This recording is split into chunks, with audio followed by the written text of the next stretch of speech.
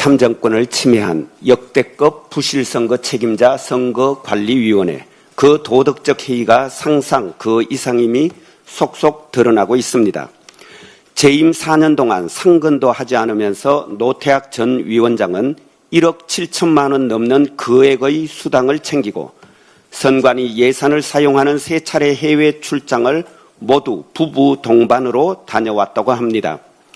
게다가 이번 지방선거의 투표용지 부족 사태를 유발한 50% 축소 인수의 지침에 대해서도 이미 사태 발생 6개월 전에 보고받았던 것으로 드러났습니다. 결국 일은 하지 않고 자리만 즐겼다는 말인데 대한민국 선거관리위원장, 대법관 수준이 겨우 이 정도밖에 안 된단 말입니까? 그런데 유독 중앙선관위만 이 모양이었겠습니까? 시도 시군 선관위라고 과연 달랐겠습니까? 자리는 즐기면서 일은 하지 않고 문제가 생기면 책임 회피에만 급급한 이런 수준의 사람들에게 더 이상 국민 참정권 관련 업무를 맡겨둘 수 없습니다. 선거관리체계의 구조적 개혁과는 별도로 노태학 전 위원장을 비롯한 선관위 공무원들의 범죄에 대해서도 엄정한 수사와 처벌이 이루어져야 할 것입니다. 더불어민주당은 역대급 부실선거의 원인을 규명하고 책임자를 문책하고 선거관리체계 전반을 개혁함으로써 국민 참정권 실현에 한치의 오차도 허용하지 않도록 당력을 집중할 것입니다. 국민의힘도 부실선거를 핑계삼아 지방선거 참패 책임을 회피하거나 12.3 내란의 정당성을 선동하는 부정선거, 재선거 주장을 이제는 거두고 부실선거 원인 규명과 선관위 개혁에 진지하게 임하기 바랍니다.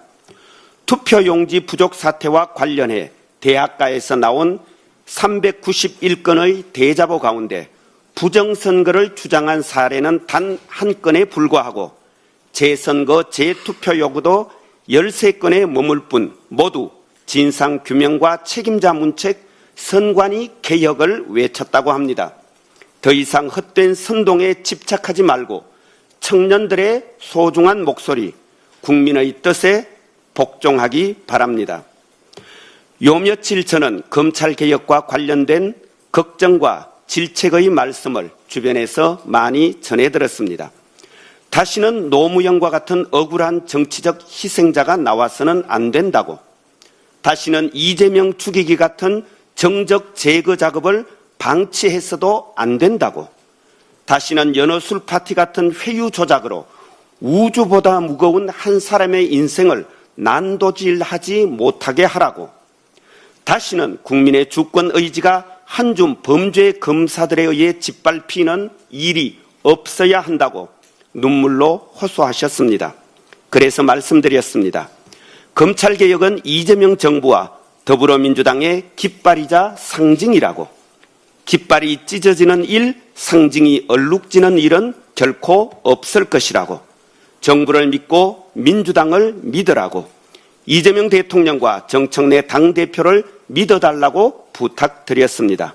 검찰개혁 한 뼘의 틈도 없이 조금의 차질도 없이 반드시 완수해야 하고 꼭 완수하고야 말 것입니다. 고맙습니다.